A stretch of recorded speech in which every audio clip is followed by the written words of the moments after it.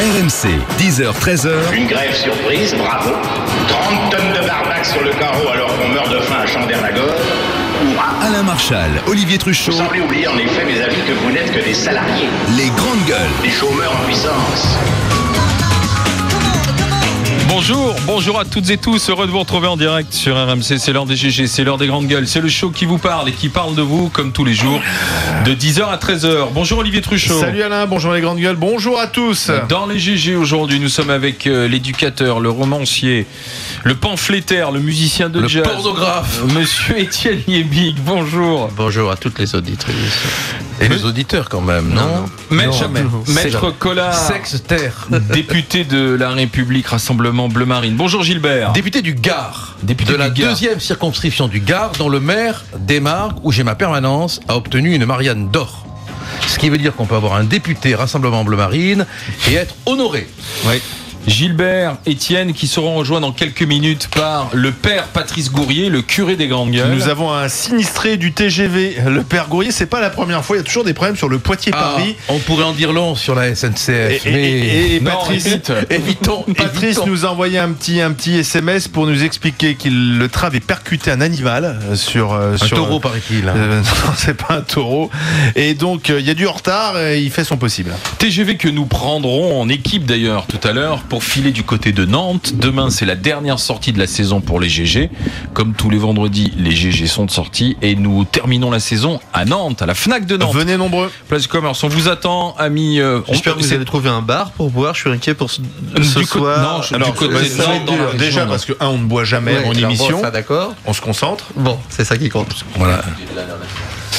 3216 rmc.fr, le compte Twitter des grandes gueules pour réagir dans les GG. Tout à l'heure à 11h20, on évoquera, vous avez vu la journée d'hier, DSK, Oh là là. Cahuzac, l'affaire Takiedine, Tapi toujours mis en examen. On évoquera le climat du moment. Alors ce sont des exemples, effectivement, particuliers face à une classe politique qui, dans l'ensemble, fait son travail, mais c'est un drôle de climat, pas un jour sans une affaire dans les gazettes. À qui va profiter ce climat et est-ce que franchement cela vous inquiète? 3216 rmc.fr, on en parlera tout à l'heure 11h20. 11h, on va faire un tour au Pays d'Hollande. 11h-20, ce soir, on a Johnny qui donne un concert dans les arènes de Nîmes.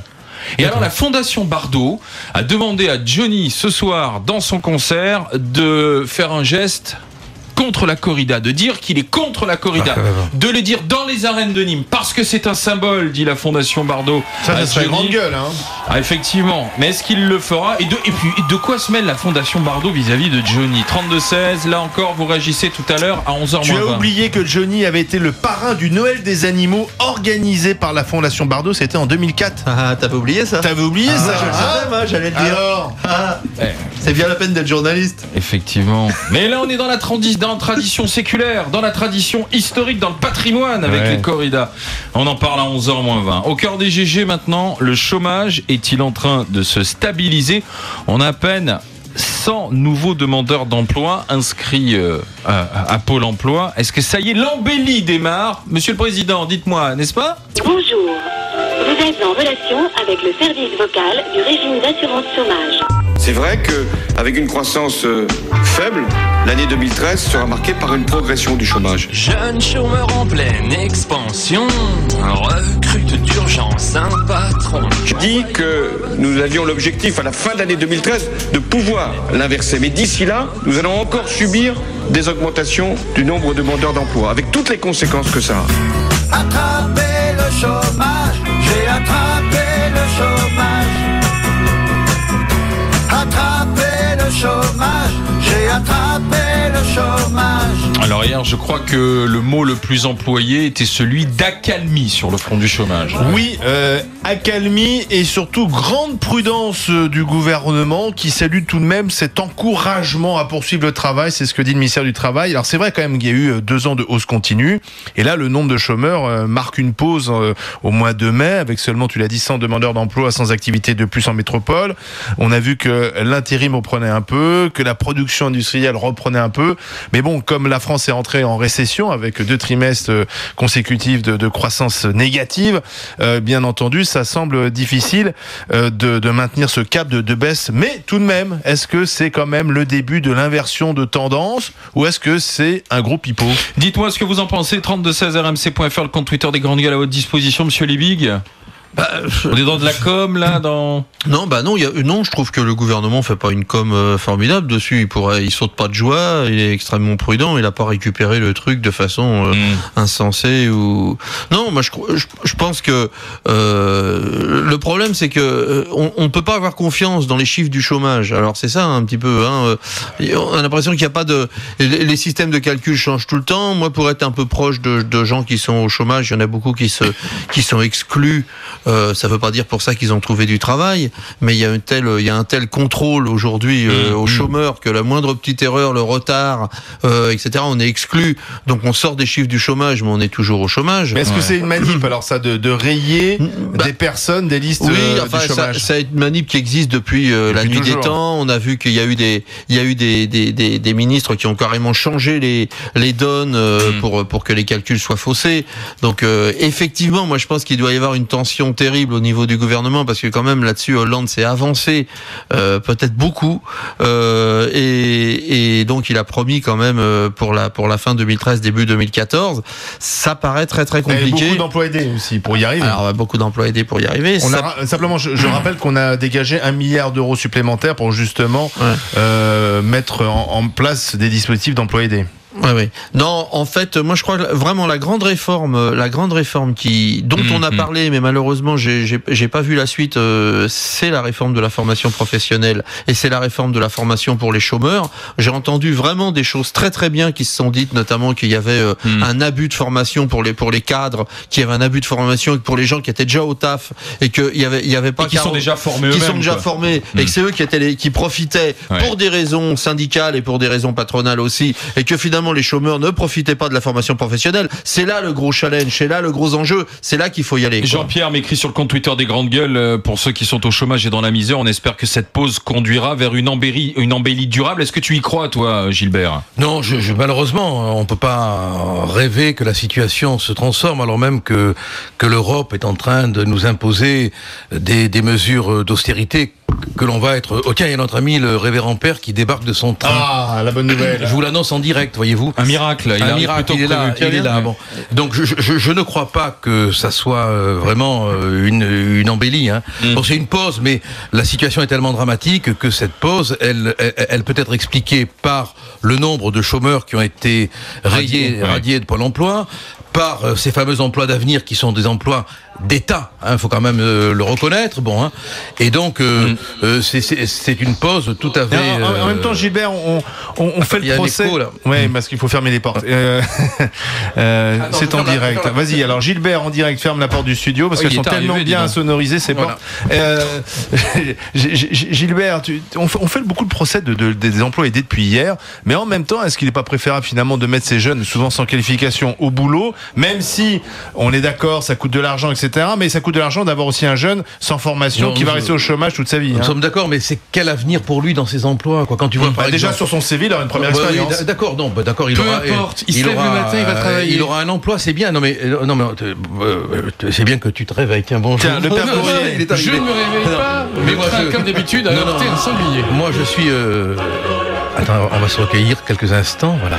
Moi, je suis tout à fait heureux que des jeunes aient des emplois. Ce que je veux dire, c'est que ce ne sont pas des emplois durables. Tu vois, ils auront eu un emploi, c'est vrai, mais quand tu vois par exemple à la SNCF, ces jeunes là qui sont censés faire le nettoyage des trains pendant que les TGV circulent, ce sont des emplois d'avenir. Quel avenir cet emploi leur donne? Voilà, c'est mieux que rien, bien sûr, on est d'accord, mais c'est rien que mieux. Sur le chômage, alors moi, à peine 100 demandeurs d'emploi en plus. Je pose une question, oui, ça c'est un peu curieux, mais bon, je pose une question peut-être un peu iconoclaste. Tu dis quel avenir pour cet emploi, etc. J'ai l'impression qu'en France, on a encore le fantasme du CDI, contrat à durée indéterminée, et que tous, on doit avoir un CDI, sachant que c'est une hypocrisie absolument extraordinaire, que même avec un CDI, tu peux être licencié du jour au lendemain avec des astuces, etc. On est rentré dans un autre paradigme. C'est plus le temps des CDI. La vraie question, c'est pas le temps du contrat de travail, c'est le temps des emplois. Ensuite, que les gens bougent d'emploi en emploi, maintenant c'est la règle. Et je crois qu'il faut l'intérioriser. Que ces jeunes aient des contrats d'avenir. Moi, je vois des tas de jeunes qui ne font rien de la journée parce qu'ils n'ont même pas de contrat d'avenir. Et ben, je préfère vous dire que c'est la clientèle des centres médico-psychologiques parce qu'ils arrivent à une tellement mauvaise estime d'eux-mêmes qu'au premier entretien d'embauche, ils ne sont même plus Sauf pris. que Patrice, ça c'est très bien, ça marche un temps, mais après, s'il n'y a pas le privé qui prend le relais, ça pas, voilà. Entièrement d'accord avec toi, on se souvient des emplois jeunes, comment ça s'est terminé. Mais ne fantasmons pas sur les CDI. Père Gourrier, Gilbert Collin et Etienne Liebing. Nous sommes avec François Calfon, secrétaire national du Parti Socialiste en charge des élections et des études d'opinion. Bonjour Monsieur Calfon. Bonjour. Alors, ça y est, le processus tant annoncé par le président Hollande, ça s'amorce alors sur le chômage. Non, je crois qu'il faut pas s'emballer. Il y aura encore des mois de hausse. Maintenant, il faut quand même être content d'une chose, contrairement à ce que j'ai entendu. C'est pas les contrats aidés qui ont du mal à démarrer, faut être très clair, qui font l'hirondelle qui, elle, ne fait pas le printemps. C'est la reprise de l'intérim et une petite reprise technique de l'activité économique, ce qui est plutôt une bonne chose, mais qui n'annonce pas pour autant une inversion durable de la courbe. Voilà, ça c'est la chose. Sur les contrats aidés, puisqu'on en parle beaucoup, il faut quand même se rendre à l'évidence d'une chose, au-delà de la polémique politicienne, tous les gouvernements en situation de crise ont fait des contrats aidés. Je donne un seul chiffre. Oui. Le gouvernement Sarkozy, en fin de course, à la veille des élections présidentielles, était quand même à un rythme de 450 000 contrats aidés. Alors, ils s'en vantaient pas parce que c'était contre leur politique, mais ils les ont utilisés massivement. Ouais, donc record à battre pour vous, quoi, en fait. Ah oui, bah, Pardon ? Record à battre pour vous, alors 450 000, allez-y, alors, foncez. Ça De toute façon, je vais vous dire, regardez, ça montre bien que c'est une solution. Jeunes, il y avait, au maximum, il y en a eu 500 000, sous Sarkozy, 450 000. Est-ce que c'est avec ça qu'on règle l'activité économique et qu'on inverse la courbe ? Techniquement, on peut le faire un mois, mais la réalité, c'est qu'il faut de la croissance. C'est ça la réalité, il faut de l'activité économique réelle. Voilà. Ouais. François Calfon, donc pas d'emballement, mais quand on entend dire accalmie, ça y est, une tendance qui s'inverse quand même, est-ce que c'est une réalité ou est-ce qu'on est aussi dans le tripatouillage avec des radiations pour faire Non mais soyons clairs, vous connaissez l'émission, vous connaissez les grandes gueules, on attend de vous si vous voulez qu'on soit dans la vérité, c'est-à-dire est-ce que vous dites bon mais moi, la vérité, regardez, je vous ai dit les choses, il y a beaucoup de contrats aidés. Ce que je vous dis, c'est que l'amélioration des chiffres ce mois-ci, c'est essentiellement la reprise de l'intérim, et ça c'est pas le tripatouillage. Maintenant, est-ce qu'il y a des radiations ? Oui, il y a des radiations à un rythme qui est relativement soutenu, mais attention aussi, puisqu'on a les grandes gueules, on dit la vérité, toute radiation n'est pas une sanction à un tripatouillage des chiffres. Vous savez aussi très bien qu'il y a un certain nombre de demandeurs d'emploi qui sont inscrits à Pôle emploi et qui ne sont pas hyper actifs non plus. Ça existe. Ouais, mais François Calfon, il y a aussi des chiffres, et là on peut pas les faire mentir, même si les économistes prévoient tout, ils sont contraires, et ça c'est vrai, je suis assez d'accord. Je trouve qu'il faut arrêter de penser que les économistes ont raison, surtout parce qu'ils n'ont pas vu la crise. Là ils nous disent il va se passer ça, et puis finalement c'est le contraire qui se passera peut-être. Néanmoins, on voit quand même qu'il y a plus de destruction d'emplois que de création d'emplois. Et il y a quand même chaque année des centaines de milliers de personnes qui arrivent sur le marché du travail. Il n'y a pas assez de boulot pour ces personnes-là. Par ailleurs, il y a des offres d'emploi qui ne sont pas pourvues toujours. Donc ça, c'est une aberration. Qu'est-ce que vous allez faire ? Parce qu'on a quand même un peu l'impression que Hollande, finalement, il gère la conjoncture, mais il n'y a pas de réforme structurelle du marché du travail. Sur le contrat de travail, sur les choses vraiment essentielles et qui reviennent tout le temps. Plusieurs choses. Déjà, pour pas faire de langue de bois, moi je pense qu'il faudrait quand même être beaucoup plus radical, notamment sur la formation professionnelle.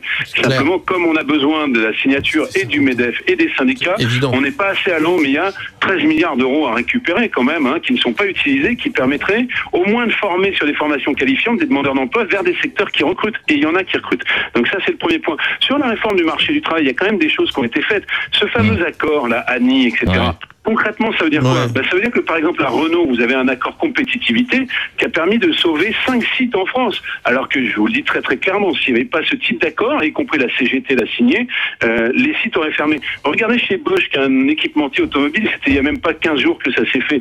C'est pas la CFDT ou la CFTC, c'est-à-dire des syndicats modérés qui ont signé, c'est Sud et la CGT. Donc il se passe vraiment quelque chose. Et qu'est-ce qu'ils ont signé concrètement ? Ils ont signé de travailler plus pour gagner moins, très très concrètement, pour sauver l'emploi. Donc il y a quand même des choses qui bougent. Maintenant, est-ce qu'on veut une réforme à la Schröder, à la hache ? Vous savez très bien qu'en France, ça marche pas, parce que si vous êtes à la hache, les uns contre les autres, alors on aboutit au blocage. Et ça se termine dans la rue. Est-ce que absolument, il y a des choses qui bougent. Est-ce que ça bouge assez au goût, par exemple, des chefs d'entreprise, etc., et d'un certain nombre de gens qui ont une vision d'entreprise très allante ? Certainement pas, mais on n'est pas au statu quo. Excusez-moi. Simplement.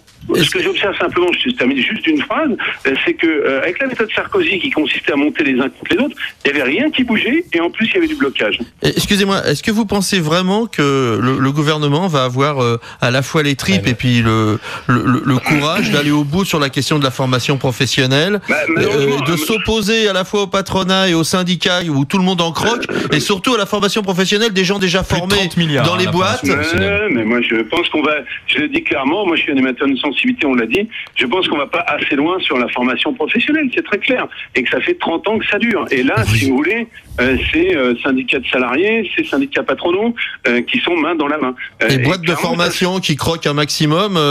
C'est beaucoup. Et en réalité, pour en sortir, puisqu'il faut aussi que nos auditeurs aient un peu d'espoir, il faudrait faire ce qu'on a fait il y a 20 ans dans la vie politique, c'est-à-dire faire une loi sur le financement du dialogue social, de la démocratie sociale. Autrement dit, que pour financer le MEDEF ou l'UIMM ou la CGT ou la CFDT, ils ne soient pas obligés d'aller puiser dans la caisse, mais qu'ils aient un système transparent. C'est normal que les organisations syndicales et patronales vivent, mais c'est pas normal qu'elles le fassent sur le dos de la formation professionnelle. C'est clair. Merci François Calfon, secrétaire national du Parti Socialiste, chargé des élections et des études d'opinion. Merci, bonne journée, à bientôt. J'ai Olivier qui dit, dites donc, faut pas se leurrer les grandes gueules. On a un tassement conjoncturel et vous verrez qu'à la rentrée, ça va repartir de plus belle. J'ai Fabien de Marseille qui nous écrit lui aussi sur le site internet rmc.fr. Le chômage augmente pour 4 raisons. 1, la délocalisation. 2, l'assistanat, parce qu'on gagne plus au chômage avec les aides. On a raison. 3, les charges qui sont plus lourdes à payer. 4e, c'est le pompon, les étrangers qui rentrent en masse et qui finissent sur les listes de chômage, même si certains trouvent du travail. Aussi, le nombre de chômeurs ne baisse pas. Patrick, alors j'ai raison. Les étrangers, ils sont pas sur les listes des chômages. Pour être chômeur, faut avoir travaillé. Je suppose qu'il veut dire ceux qui ont trouvé un boulot. Arrêtons de faire entrer les étrangers, occupons-nous des Français, nous dit. Là, il y a une. De ma part, il y a 4 millions de chômeurs étrangers. Oui, enfin, mais il y a une. Ils sont pas sur les chiffres. Il y a un embrouillage. Enfin, pour être au chômage, pour toucher le chômage et pour toucher les ACDIC, il faut avoir travaillé un certain temps. Donc c'est pas les primo-arrivants et c'est pas les gens qui viennent d'arriver. Non, mais d'accord, mais quand on dit. Il y a un chômeur sur deux qui coûte rien à la collectivité, il touche pas d'allocation. Bien sûr. Il a pas dit ça. Bon, ce qui veut dire, à mon avis, c'est qu'il y a 4 millions d'étrangers qui sont au chômage, quoi, voilà. Il touche pas de fric. Non, mais attends, c'est un chiffre que j'ai mais il touche rien, tu vois. Comme tous les chiffres, soyons honnêtes, comme tous les chiffres, ils peuvent être discutés. Attends, moi je trouve rien de plus bête que ces disputes de chiffres, parce qu'il y a tellement de querelles de chiffres que personne ne s'y retrouve. Hein. Et puis il y a une réalité quand même. J'ai Maria qui m'écrit elle aussi sur internet rmc.fr. Salut les grandes gueules. On dit qu'il y a une accalmie sur le front du chômage. J'ai quand même une petite pensée pour elle me met des guillemets, 100 chômeurs supplémentaires sur le marché de l'emploi, me dit-elle. Est-ce qu'on peut penser aussi aux seniors qui sont toujours à la recherche d'un emploi? Est-ce qu'on peut penser aux jeunes qui sont toujours à la recherche d'un emploi? Est-ce qu'on peut penser aux chômeurs de longue durée, me dit-elle? Voilà la vraie misère sociale, la détresse, celles et ceux qui ne trouvent désespérément pas de boulot. On peut penser notamment aux jeunes qui arrivent sur le marché du travail. Certains commencent à dire il y a une génération sacrifiée, celle qui va subir les 6 années de crise. Parce que c'est vrai que démarrer sa vie active en ce moment, c'est quand même coton. C'est désespérant. Mais tu as entendu tout à l'heure le responsable du Parti Socialiste qui a évoqué les 450 000 contrats emploi aidés sous Sarkozy. C'est ce qu'il dit, il a dit 500 000 sous Martine Aubry, 450 000 sous Sarkozy, tout le monde l'a fait. C'est ce qu'il voilà, il nous dit tout le monde l'a fait. Comme si cela voulait dire tout le monde a utilisé le même procédé complètement fictif pour faire diminuer le chômage. Enfin, je veux dire qu'il l'a reconnu. Fictif, certes, mais comme le dit Patrice Gourrier, pour celles et ceux qui en bénéficient, ça leur remet un n'imagine pas le bienfait que ça fait. Mais bien sûr, mais après il faut faire un calcul. Il faut que le boulot dure, tu comprends. Bon, il a raison d'un point de vue. Non, mais d'accord, mais nous sommes d'accord, mais on se moque d'eux en même temps, tu comprends? Parce que c'est comme si on leur donnait une béquille qui va se casser. Voilà, on leur donne une véritable hypocrisie. Ils vont bien marcher pendant quelques temps, mais c'est l'utilisation des contrats aidés. Je prends un exemple. À l'hôpital, par exemple, je ne citerai pas de nom, mais je sais de qui je parle. Ils prennent des femmes pour faire le ménage avec des contrats aidés. Dès que ces femmes sont susceptibles de passer un CDD, je dirais à tarif normal, ils la virent. Évidemment, mais ça, tout ça pour une seule raison, la rentabilité au maximum. Mais l'effet d'aubaine que ça a été sur tous les emplois jeunes depuis le début, on le connaît très bien. On sait très bien qu'il y a eu des embauches reportées parce qu'on pouvait embaucher quelqu'un moins cher. Aujourd'hui, les contrats aidés, c'est vrai aussi. Mais c'est vrai aussi que ça permet à des boîtes d'embaucher quand même des jeunes. Et après, je suis pas tout à fait d'accord avec toi parce que aux boîtes, hein, non, mais au aussi, public et privé, mais il y a quand même le fait que quand un jeune a un premier emploi, il commence à changer aussi d'organisation de vie et automatiquement après, il a une façon différente de chercher du taf. Et il peut en trouver parce que en fait la question du premier boulot est quand même une question tout à fait particulière. J'ai un exemple concret, j'ai Norbert qui revient. Tu sais qu'on a annoncé hier que Vincent Payon recrutait des emplois aidés à l'éducation nationale, dans l'éducation nationale plus de 10 000. Et alors à propos de l'emploi justement, Norbert me dit moi j'invite nos élus à vivre avec 700 € par mois pour un 20 heures par semaine. Cela va concerner les 10 000, enfin, les 10 000 personnes qui sont recrutées. Ça, je comprends sa colère, mais c'est pas la faute des élus s'il vit avec 700 € par mois. Il faut à un moment donné. Machiavel qui me crie aussi sur le compte Twitter des Grandes Gueules, ce gouvernement nous prend vraiment pour des cons. Et le pauvre élu socialiste qui se défend en prenant l'exemple de Sarkozy, c'est ce que tu disais Gilbert avec les contrats aidés. Dans un instant. Ce qu'il a dit sur les syndicats, patronaux, c'est vachement bien ce qu'il a dit. C'était vachement bien. C'est pas de bois. Là, je reconnais. Là, il faut appuyer là-dessus. Est-ce qu'il y aura un gouvernement qui aura le courage d'aller au bout de ça?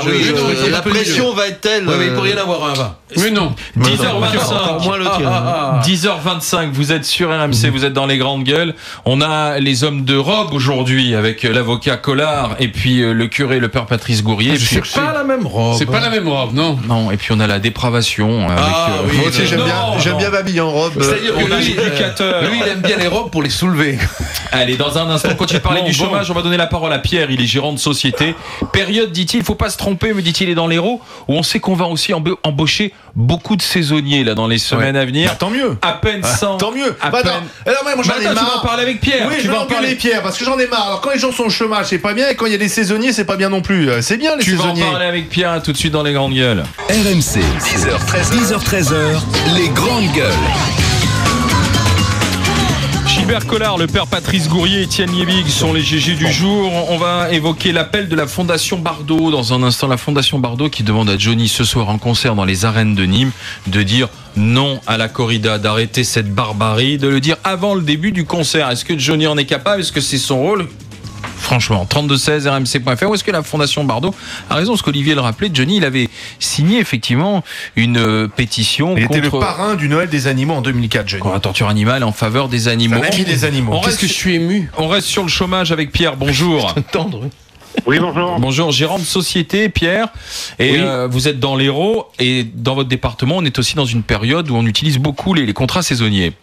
Oui, tout à fait. Et c'est très bien d'ailleurs, parce que ça donne du boulot aux gens. Le seul truc, c'est qu'il faut pas, quand on dit que la courbe du chômage se stabilise, etc., je pense que l'afflux des saisonniers contribue à enlever pas mal de gens chez Pôle emploi. Oui, mais ça chaque année. Qu'on va retrouver, oui, mais voilà, qu'on va retrouver au mois de septembre-octobre. Donc, je veux dire, il faut pas dire que la courbe du chômage est en train de c'est les chiffres. Attendez, parce que c'est les chiffres de mai, hein, donc c'est pas encore tout à fait les chiffres du saisonnier, ça, en mois de mai. Oui, enfin, nous la saison, elle a démarré quand même. Voilà, on n'est pas la saison, elle a démarré depuis un petit moment déjà. Hein. Vous êtes dans quel secteur d'activité, Pierre? Moi, je suis dans un secteur qui n'est pas du tout saisonnier, c'est le nettoyage. Hein, donc moi, je fais pas de saisonnier. Donc, vous êtes dans une entreprise de nettoyage. Vous faites. J'ai une entreprise de nettoyage. Vous la possédez. Vous faites beaucoup appel à quoi? À de l'intérim, à des contrats courts, Pierre, non? Moi, je ne fais que des CDI chez moi. Ah ben c'est bien. Ça veut dire que vous avez une bonne activité. Vous êtes exceptionnel dans ce domaine-là.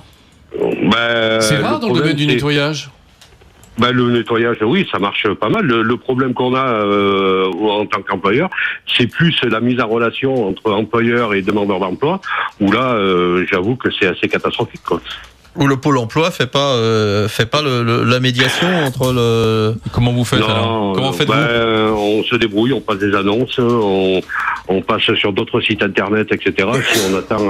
Si on attend après Pôle emploi, c'est vrai que tout est tout de suite plus compliqué, quoi.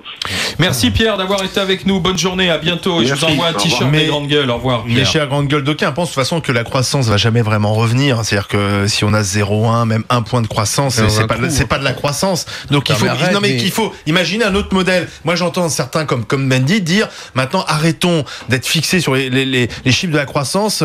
On est dans une période où l'Europe ne sera plus en forte croissance. C'est terminé. On a passé notre tour. Il faut inventer autre autre chose. Alors lui, il parle bien sûr de la croissance verte, de nouveaux emplois, etc.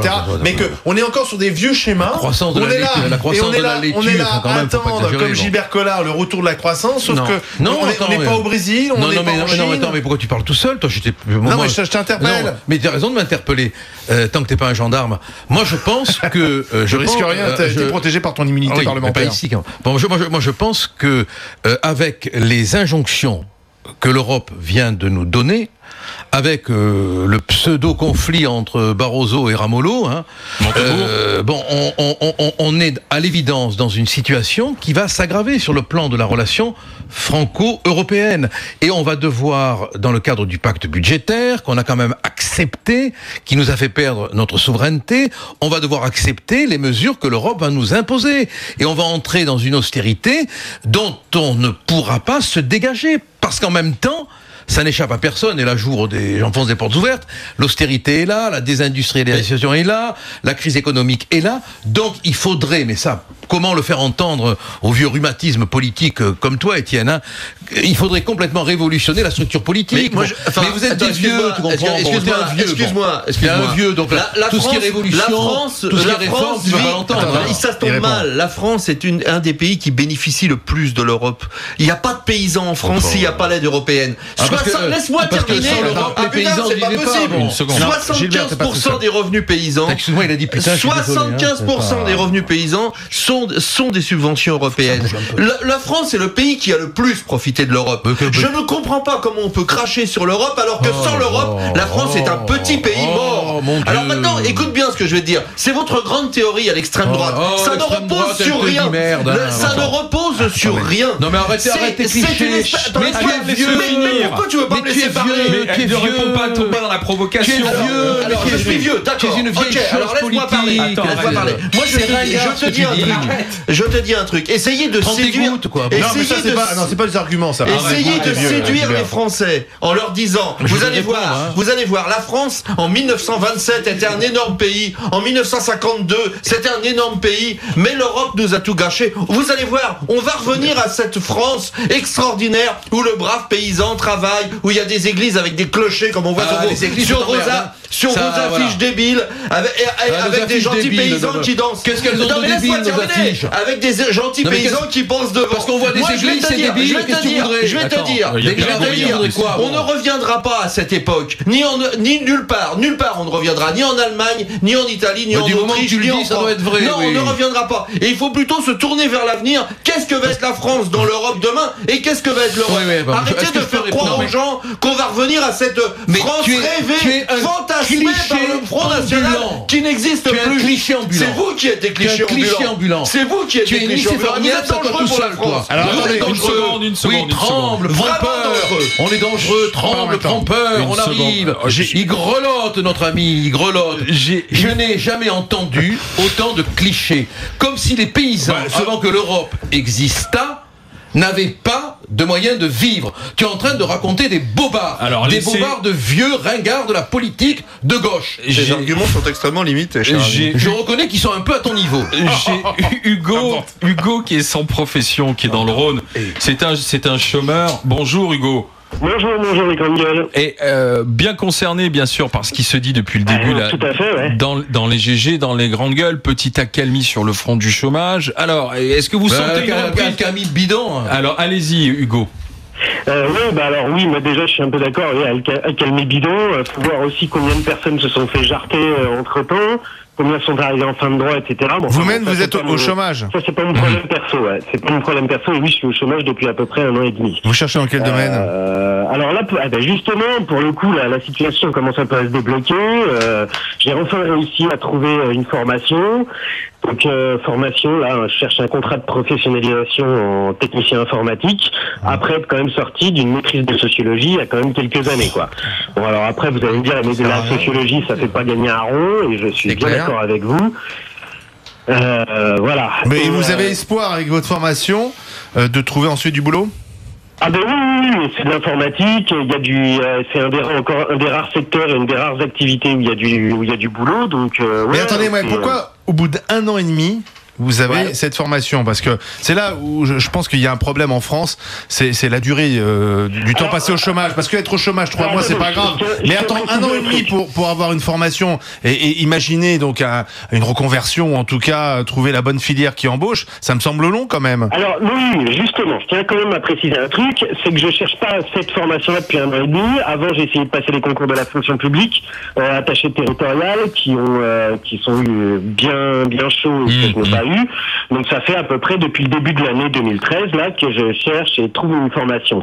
En y connaissant strictement rien dans le domaine de la formation continue et la formation professionnelle, donc et c'est en ça que je vous disais dans le mail. Il y a Pôle Emploi, on vous a pas aidé, enfin parce que c'est le boulot de Pôle Emploi, ça. C'est pas qu'on m'a pas aidé, c'est qu'on m'a donné quelques conseils vite fait bien fait. Mais qu'est-ce que vous voulez? Ma conseillère, elle doit avoir 200 demandeurs d'emploi. Ça, ouais. Elle a le petit Hugo qui se démerde, qui trouve ses informations tout seul comme un grand, parce qu'elle n'a pas le temps. Elle est débordée. Bon, donc il faut se démerder soi-même. Je reproche pas au Pôle Emploi d'être qu'il est dans la condition qu'il est en ce moment.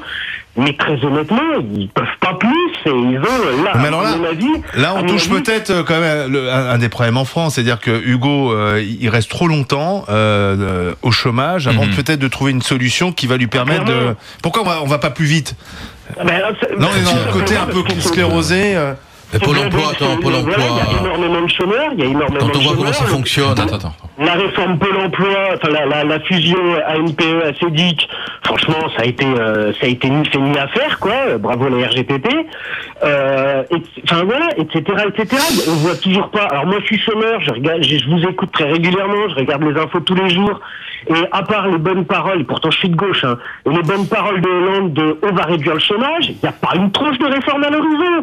On voit rien arriver, sauf des vœux pieux, mais là, le problème de la formation professionnelle, c'est entre les mains des partenaires sociaux, à la fois du patronat et des syndicats. On peut le regretter d'ailleurs, parce que c'est ça qui bloque un peu. C'est-à-dire qu'il faut qu'ils se mettent d'accord, et comme c'est une manne financière, mais chacun veut garder ses prérogatives. Ce que tu dis, Olivier, depuis qu'on fait les grandes gueules, ça fait 20 ans qu'on dit ça. J'ai jamais entendu un chômeur dire j'ai eu la formation que je demandais, moi. Alors soit on tombe pas sur les bons, soit effectivement il y a un vrai souci. Renseigne-toi. Alors Hollande a dit qu'il voulait s'occuper de la formation professionnelle. Mais non, mais la formation, c'est une affaire de fric, c'est pas une affaire de réalité. Une affaire de boîte de formation. Bon, il y a des boîtes de formation qui s'organisent pour gagner du blé en relation avec souvent bon courage à vous. Les payeurs. Bon, attends, c'est bon courage à vous. Ça devrait être entre les mains de l'État. C'est une manne financière énorme. Bon courage à vous, Hugo. Merci d'avoir terminé. On est d'accord, j'ai Romain Desbois qui m'écrit sur le compte Twitter des Grandes Gueules. Gilbert Collard, mon fils a trouvé un boulot grâce à un contrat aidé. Il a été embauché par la suite dans la boîte. Il y est toujours. J'ai Mégane 24 qui m'écrit Bac+5, diplômé des grandes écoles, des centaines de CV envoyés, 3 ans de galère et toujours rien. Alors SOS, m'écrit cette personne sur le compte Twitter. 11h-20, on va laisser de côté le chômage et parler dans un instant de quelqu'un qui n'est pas au chômage. Activité longue pour Johnny. Pas la retraite non plus. Non plus. 50 ans de carrière. Il a quel âge maintenant? Il n'y a plus d'âge. 70 ans, il vient de les fêter. Il a 70 ans et la Fondation Bardot lui demande de lancer un grand appel ce soir contre la tauromachie. Très hygiénique. Parce qu'il est en concert dans les arènes. Pas d'alcool, pas de tabac. Gilbert, il parle, Alain. Parce qu'il est en concert dans les arènes de Nîmes. On va en parler avec vous et le Père Grouillard. Je bondis déjà. Allez, à tout de suite. RMC, 10h13h, les grandes gueules. 11h moins le quart, les GG avec le Père Patrice Gourrier, Gilbert Collard, avec Étienne Yébig sont les grandes gueules du jour. On parle de la Fondation Bardot qui demande à Johnny. Ce soir, il joue dans les arènes de Nîmes. Elle lui dit Johnny, tu dois condamner la tauromachie. Tu es dans un lieu symbolique. On va écouter Brigitte Bardot. Puisse faire une chose aussi terrifiante, parce que c'est la mort d'un animal en public, c'est un spectacle de sang et de mort.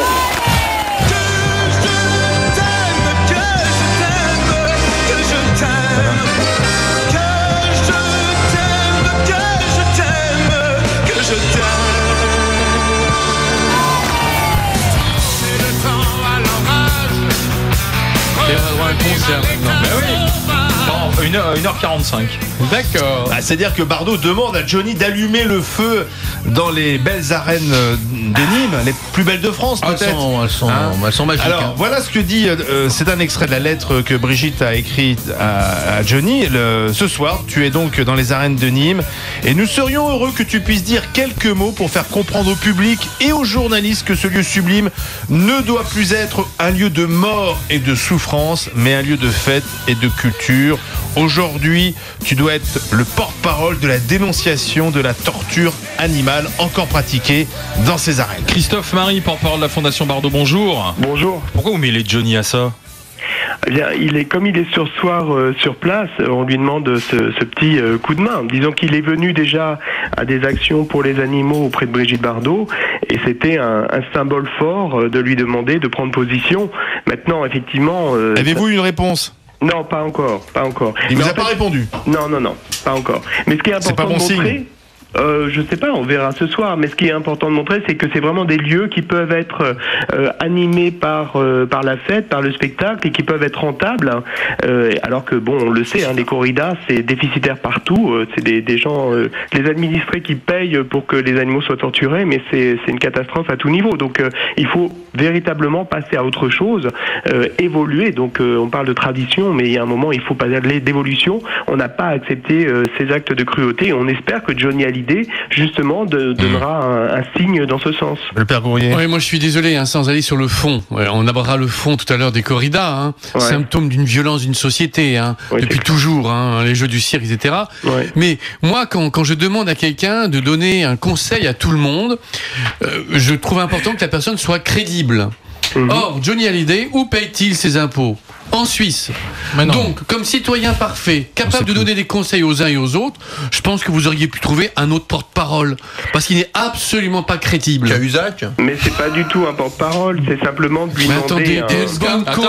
Pour une bonne cause, on trouve quelqu'un de crédible. Non, mais c'est pas du tout un porte-parole de la cause. En l'occurrence, c'est simplement un symbole de profiter de... Quelqu'un de très populaire. Un symbole, ça y profite. Oui, mais enfin, Patrick, je suis désolé, mais Johnny, ça va te déplaire, mais il est populaire. Son concert sur TF1 a rassemblé 15 millions de personnes. C'est l'homme qui est le seul à remplir aujourd'hui autant de salles en France. Je crois qu'il était fini. Donc, l'histoire, il n'est pas fini, Johnny. Mais attends, dans les stades, il y a quoi ? Il y a la violence d'un côté, et puis l'amusement de l'autre. On est au temps des Romains. J'ai l'impression qu'on n'a pas évolué. De temps en temps, tu as une pièce de théâtre sur le green, et de temps en temps, tu sacrifies un animal. Dans tous les cas, Christophe Marie, merci, mais il n'a pas reçu de réponse de la Fondation de Johnny. Est-ce que vous soutenez la Fondation Bardot ? Moi, franchement, je suis mal à l'aise par rapport à ça, parce que moi, les animaux, je m'en fous. J'ai du mal. Je suis obligé d'être honnête, quoi. Moi, je suis un type. C'est bien. Je suis un type de gauche. Je fréquente des gens pour qui les animaux, c'est tout. On croirait que quand il y a un chien qui meurt les gens de gauche, ils ont Et toi, Gilbert ? Voilà. Moi, j'ai du mal. Je vis tellement avec des gens qui sont dans la misère au quotidien, et vraiment en particulier des gamins qui vivent vraiment dans des conditions très très très dures, où on peut pas se soigner, où c'est très compliqué quand même la vie quotidienne des gens très pauvres en France aujourd'hui, que j'ai du mal à me mobiliser pour les animaux. C'est vrai que ça a toujours été. C'est vrai que ça me viendrait pas à l'idée de faire du mal à un animal ou d'aller voir une corrida. Je trouve ça complètement idiot. Maintenant, de là te mobiliser ? Non, je peux absolument pas me mobiliser sur un truc comme ça. Ça me paraît ridicule, et je me demande parfois ce qui se passe est-ce que l'animal est pas un petit peu ça, la BA qu'on est en train de faire ? Christophe Marie répondait à Étienne Yebig alors. Moi je trouve ça aberrant, parce que torturer un animal va pas sauver un enfant. Donc il y a un moment, il faut agir contre la cruauté, contre la détresse quelle qu'elle soit, et voilà. Donc il y a plusieurs niveaux effectivement d'intervention. Heureusement, il y a énormément d'associations humanitaires qui agissent, et c'est très bien comme ça pour l'homme en difficulté. Et à côté de ça, il y a des êtres aussi d'autres espèces animales, enfin l'animal non humain en l'occurrence, qui n'est pas en mesure de s'opposer, à qui on fait subir les pires horreurs, comme des corridas dans les arènes. Donc il est normal de dénoncer tous les actes de cruauté, toutes les exploitations quelles qu'elles soient. se fermer les yeux sur un acte comme une corrida parce que on considère qu'il y a d'autres misères dans le monde, oui, bah évidemment. Alors à ce moment-là, on fait rien pour personne. Alors Gilbert Collard, le gardois, l'amateur de corrida. Vous aurez noté quand même que pour Étienne, il n'y a que l'animal prolétaire qui est respectable. Hein. Bon, ça, c'est quand même absolument incroyable d'entendre un ami de l'humanité dire que les animaux, ils s'en foutent. Bon. Sur la corrida, je suis honnête, je mens pas, ça m'embête. J'adorerais adorer les animaux. Moi, je rends hommage à ta sincérité. Voilà. Bon, je sais que c'est très mal vu, mais c'est comme ça. Quand tu te fous qu'on torture un chien ou qu'on torture un chat, il a pas dit. Bon, il a dit que non.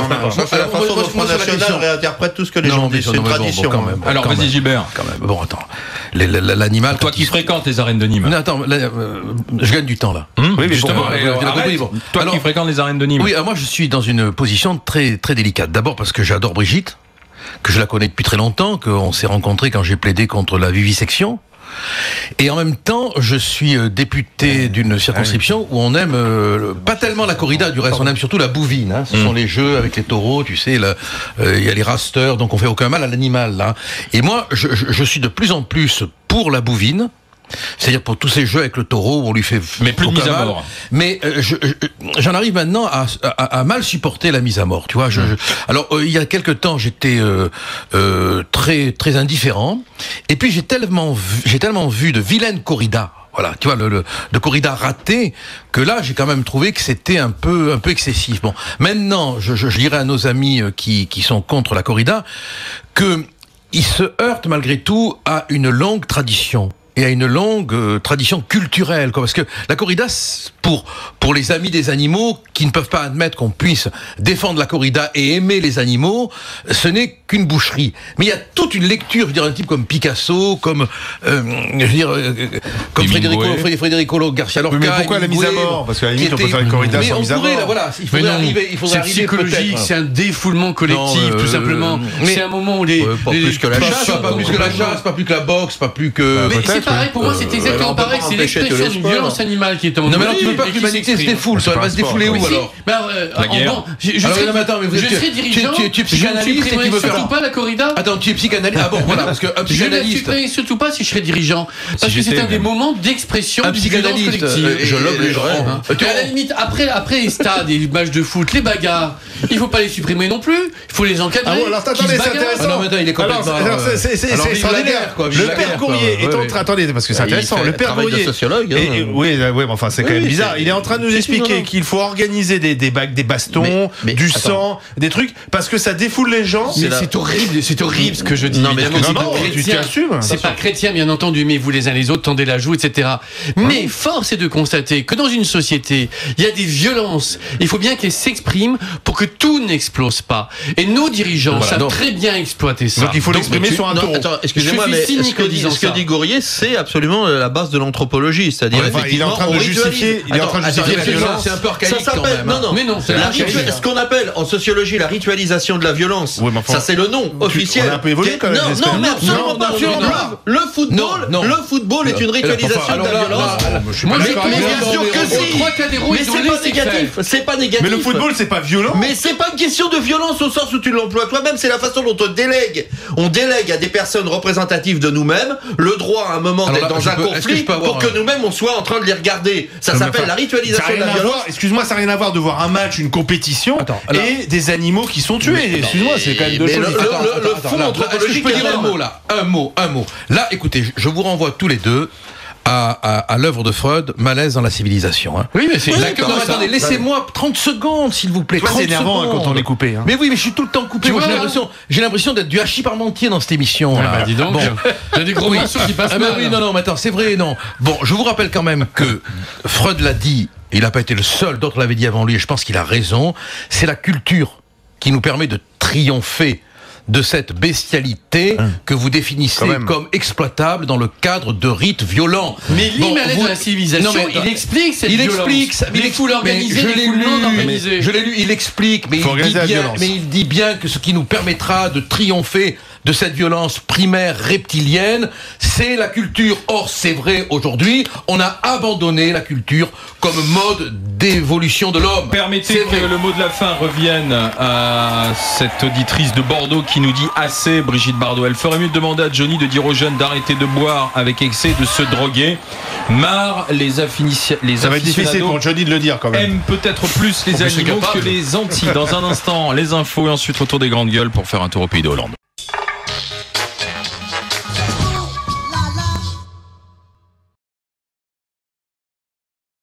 Concilier croissance économique et bien-être de la population. 10h, 13h. C'est avec ce genre de phrase bateau et consensuelle qu'on va faire évoluer le débat. Alain Marchal, Olivier Truchot. Si on ne peut pas faire d'affaires ensemble, on se serre la main et puis voilà. Les grandes gueules. Et si nous, on disait non? Les grandes gueules sur RMC, les grandes gueules, c'est tous les jours de 10h à 13h. Amis nantaises, nantais, on compte sur vous. Demain, c'est la dernière sortie de la saison. Il y en aura d'autres, bien sûr, des sorties des grandes gueules la saison prochaine, mais la dernière de la saison, c'est demain, chez vous, en Loire-Atlantique, à Nantes, en direct de la FNAC, bien sûr, à 10h. On compte sur vous pour venir mettre de l'ambiance. Bien sûr, de l'ambiance, il y en a dans les grandes gueules depuis 10h.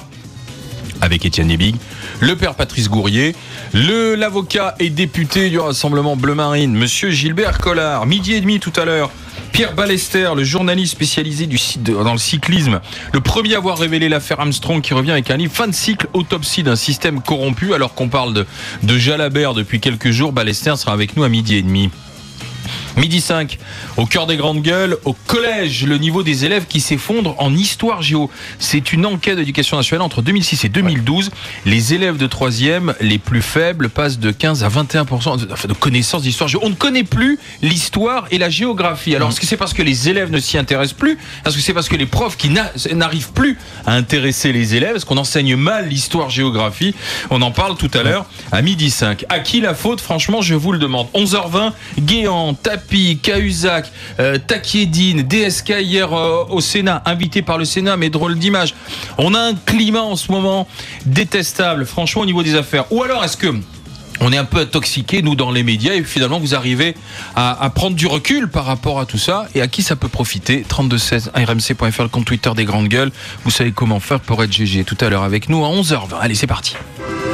RMC, les grandes gueules. Moi, président de la République. Au pays d'Hollande. Le changement, c'est maintenant. Le redressement, c'est maintenant. La justice, c'est maintenant. La République, c'est maintenant. Le changement, c'est maintenant. Tiens, on va revenir justement sur une audition hier à l'Assemblée nationale, celle de Jérôme Cahuzac. Écoutez en deux temps. D'abord, un petit résumé de ce qu'a dit l'ancien député, l'ancien ministre du budget. Monsieur Cahuzac, est-ce que vous voulez bien vous lever la main droite et dire « je le jure ». Je le jure. Concernant les raisons de ce mensonge, puisque au fond c'est la question que vous souhaitez me poser, je vous ai menti en vous répondant, monsieur le député, tout simplement parce que dans les heures qui précédaient, j'avais menti au Premier ministre et au Président de la République. Je n'ai pas informé Pierre Moscovici, ni que j'avais reçu ce formulaire, ni que je n'avais pas répondu à ce formulaire. Il y a deux tabous que je n'ai pas transgressés, au moins. Le premier, contrairement à ce qui est écrit, je n'ai jamais juré ne pas détenir de compte sur la tête de mes enfants, jamais. Le deuxième tabou, mentir par écrit à l'administration dont j'avais la charge m'a semblé impossible. Il semble que j'ai pu mettre dans mes dénégations une force de conviction. Il y en a, je le regrette, convaincu plus d'un. Alors il y a la forme et le fond, hein. C'est un Jérôme Cahuzac très maître de lui-même qui est apparu face à des députés qui n'étaient pas toujours très pertinents dans les questions, mais en même temps à leur décharge, le cadre était précis de cette commission. Il ne s'agissait pas de savoir comment Cahuzac avait planqué son argent en Suisse ou à Singapour, il s'agissait de savoir si l'État avait dysfonctionné pendant la période entre décembre et avril, c'est-à-dire entre le moment où Mediapart fait cette révélation et le moment où Cahuzac s'en va du gouvernement et ensuite mis en examen. Est-ce que Hollande, Hérault, Moscovici ont organisé une protection, etc. Et là, Cahuzac, il était assez clair, il a dit ni Valls, ni Taubira, ni Hollande, ni Hérault, ni Moscovici n'étaient au courant, j'ai menti à tout le monde. Moi ce qui me gêne profondément dans cette affaire, c'est en permanence, j'ai l'impression d'être aux États-Unis et qu'en permanence, le mec se justifie sur son mensonge. Mais moi je m'en fous qu'il mente, franchement, honnêtement. On n'est pas avec le gars qui avait dit j'ai pas de maîtresse. Le mensonge pour toi c'est pas important. Mais oui, on te croit aux États-Unis où t'as pas le droit de mentir parce que tu jures sur la Bible. Mais moi j'en ai rien à foutre qu'il ait menti. Ce qui m'intéresse c'est qu'il ait détourné de la thune, qu'il ait planqué de la thune, qu'on ne sache pas d'où elle vient, que je suis sûr qu'il y a plus de 600 000 euros parce qu'il serait pas fait chier comme ça pour 600 000 euros. Moi c'est ça qui m'intéresse. Et là on est en train de condamner un mec sur la vindicte populaire parce qu'il a baratiné. Mais le nombre de gens qui baratinent, mais alors le nombre de politiques qui mentent, mais enfin les mecs vous habitez où? Évidemment qu'il monte, évidemment qu'il monte. Donc toi, ce qui t'intéresse, c'est de savoir comment il a fait fortune. Moi, je suis pas curé, je n'ai rien à foutre, c'est pas un péché pour moi le mensonge. Donc ça veut dire que tu peux mentir. Mais bien sûr. Ah bon. Et la preuve que je menterai pas parce que j'ai dit la vérité sur les animaux et que évidemment les twittos sont pas contents. Voilà. Donc tu viens de faire l'aveu que tu es un menteur qui apprécie le mensonge. Celui qui n'a pas menti jette la première pierre. Gilbert Collard m'offre la première bière. Moi c'est différent, c'est professionnel.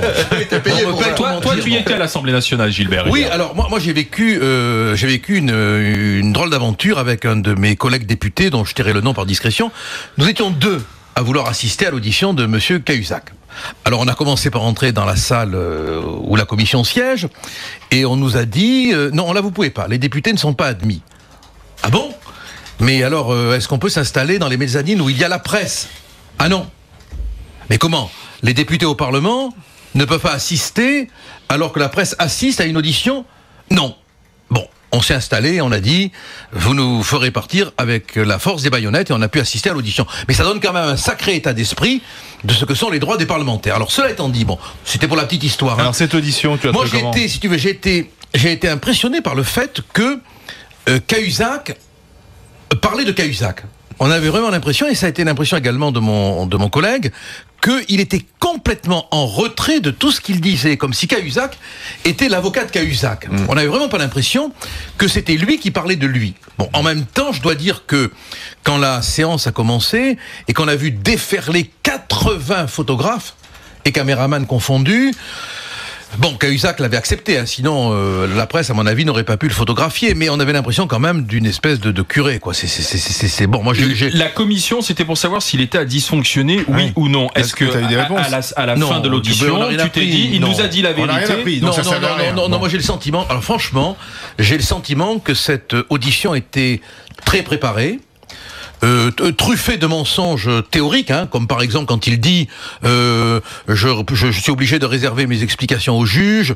Ça, ce n'est pas vrai. En aucun cas, le fait qu'il soit mis en examen ne l'empêche de déposer alors qu'il a prêté serment devant la commission. Ça, c'est faux.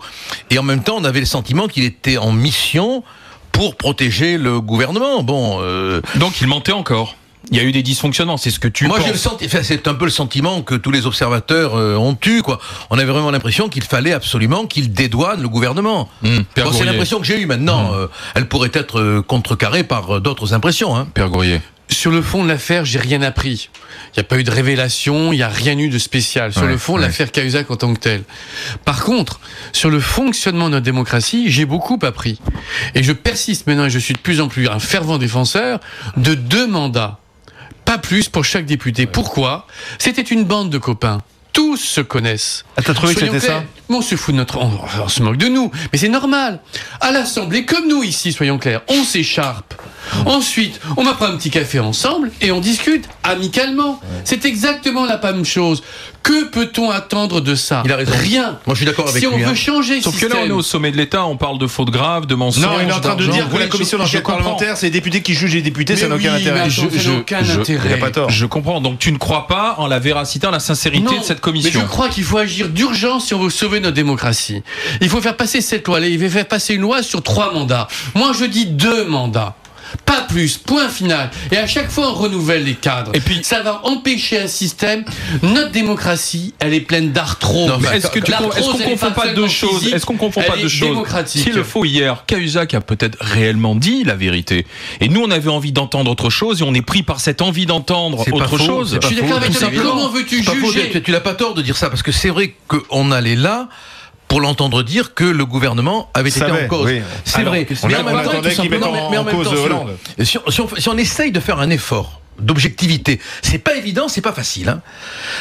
L'impression qu'on avait, enfin que j'avais, moi, je n'engage que moi, que j'avais, c'est qu'il était trop structuré dans sa défense.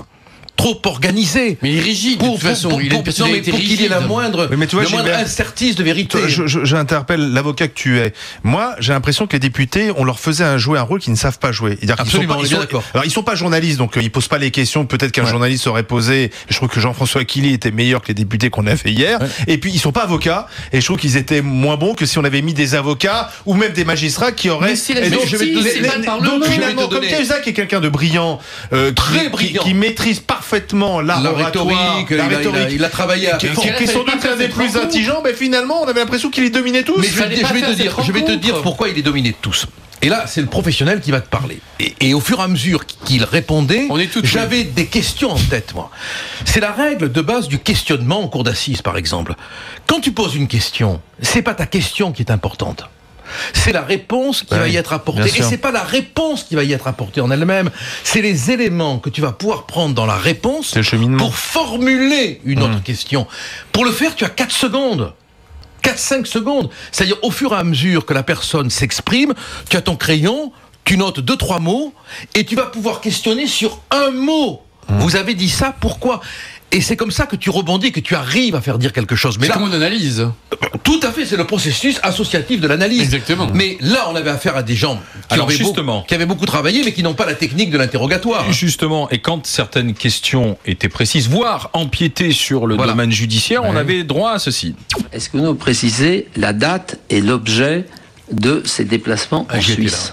Je le souhaiterais, mais je ne le peux pas, Monsieur le Président. À quelle date vous l'avez transféré à Singapour ? Je suis contraint de vous faire la même réponse, Monsieur le Président. Je ne peux pas vous répondre. Avez-vous le sentiment d'avoir été lâché dans cette affaire ?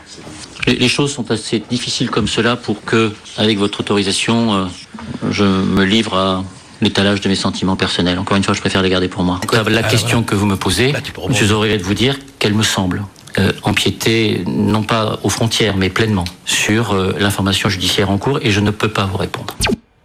Moi, par exemple, tu vois, si j'avais pu le questionner, j'aurais aimé lui dire, mais qu'est-ce que c'est les choses difficiles ? Vous souhaiteriez vous expliquer, mais vous ne le pouvez pas. Qui vous en empêche ? Mais vous si n'êtes vous pas souhaitez, des juges. Si vous, non mais on est des, enfin quand même. Mais vous n'êtes pas des juges. Vous êtes des députés. Non mais d'accord. Cette commission n'avait pas de raison d'être tant qu'elle existe de statut. Non, ce n'est pas vrai. C'est du foutage de gueule. Attends, là où Collard a raison, moi je me rappelle d'avoir vu la commission d'enquête sur l'affaire du Mediator. Les questions étaient très très rudes et les toubibs. Alors c'était pas leur père. C'était pas leur père. Et crois-moi que les toubibs qui passaient devant la commission, ils étaient super mal à l'aise et qu'on allait au bout des questions. Alors là, effectivement, mais là, c'était pas possible. Bon, c'était un de vos pères avec qui vous prenez le café, avec qui vous dînez. Quand il dit je préfère le garder pour moi, mais que préférez-vous garder pour vous ? Quoi ?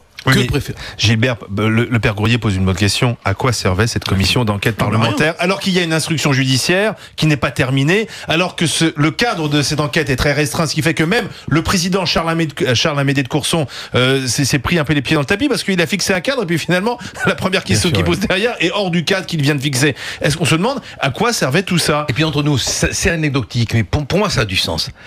Que signifie une commission d'enquête parlementaire où les députés qui ne sont pas membres de la commission ne peuvent pas entrer. Il faut quand même que les Français et les Françaises qui nous écoutent sachent qu'au sein du Parlement, les députés ne peuvent pas, alors que la presse est admise, s'installer dans les mezzanines pour suivre les travaux de la commission. Mais c'est pas les questions de fond. Mais si, mais tu m'écoutes, il y a des principes, quoi. Bon, alors si toi aussi tu assis sur les principes, où on va, quoi. Il faut aller beaucoup plus loin. Mais qu'est-ce que tu veux faire ? Commençons par respecter les principes. On est tous copains. On a eu on est tous copains. On a eu droit à un grand moment hier. Alors tous les curés sont copains, tous les journalistes sont copains, alors tous les copis sont copains. Les curés sont copains puisque les pédophiles ont été soutenus par l'Église. Oui, mais justement, c'est la justice qui a statué sur ce sujet. Et les juges sont copains aussi. Oui, mais c'est pour ça qu'on peut pas se juger soi-même. Mais non, c'était une farce. On peut pas se juger soi-même, mais quand on est marié avec un procureur, quand on n'est pas marié mais qu'on vit avec un autre magistrat, etc. Bon, attends. tout est dans ces conditions. C'est vrai. Alors, c'est vrai. deux mais ça mandats jette la suspicion. Hier, dans les deux principaux palais de la République, je mets l'Élysée à part, mais c'est-à-dire l'Assemblée nationale, le Palais Bourbon et le Palais du Luxembourg. Au Palais Bourbon, on avait donc Jérôme Cahuzac auditionné par la commission d'enquête parlementaire, et au Palais du Luxembourg, autrement appelé le Sénat, on avait un groupe de sénateurs, on en parlait dès hier, qui avait invité Dominique Strauss-Kahn pour parler banque, fraude fiscale. Et Dominique Strauss-Kahn qui a commencé quasiment son intervention en répondant, on avait l'impression qu'il répondait à François Hollande lorsque François Hollande avait accusé pendant la campagne électorale l'ennemi, la finance sans visage, d'être impitoyable.